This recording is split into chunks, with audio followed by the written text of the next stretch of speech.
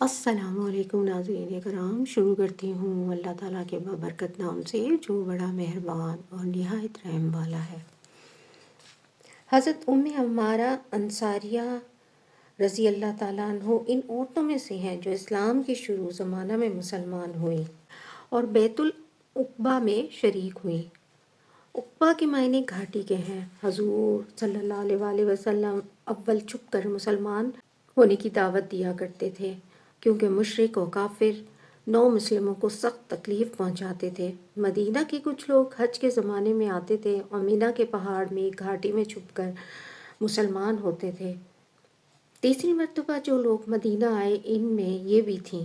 ہجرت کے بعد جب لڑائیوں کا سلسلہ شروع ہوا تو یہ اکثر لڑائیوں میں شریک ہوتی، بالخصوص احد اور حدیبیہ، خیبر اور حنین کی لڑائی میں شامل ہوئی۔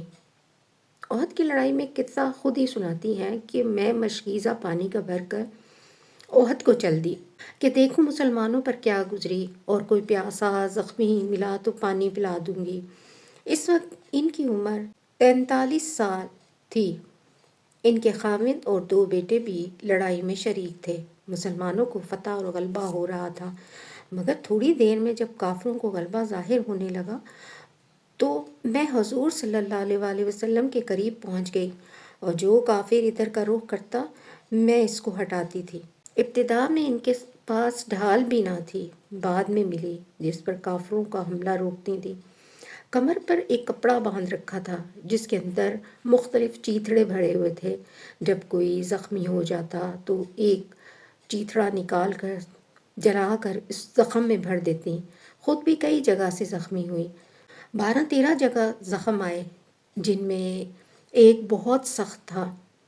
سعید رضی اللہ تعالیٰ عنہ کہتی ہیں، میں نے ان کے مونڈے پر ایک بہت گہرا زخم دیکھا۔ میں نے پوچھا یہ کس طرح ہوا؟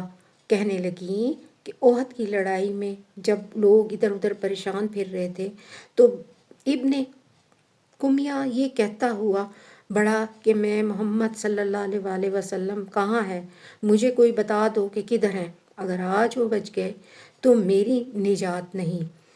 مصعب بن عمیر رضی اللہ تعالیٰ عنہ چند آدمی ان کے سامنے آ گئے، ان میں سے میں بھی تھی۔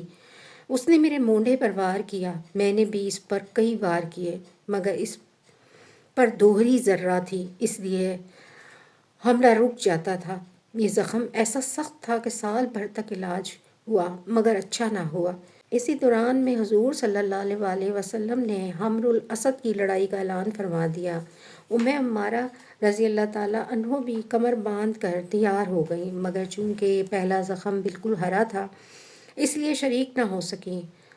جب حضور صلی اللہ علیہ وآلہ وسلم حمرہ الاسد سے واپس ہوئے تو سب سے پہلے عمارہ رضی اللہ تعالیٰ عنہ کی خیریت معلوم کی، اور جب معلوم ہوا کہ افاقہ ہے تو بہت خوش ہوئے۔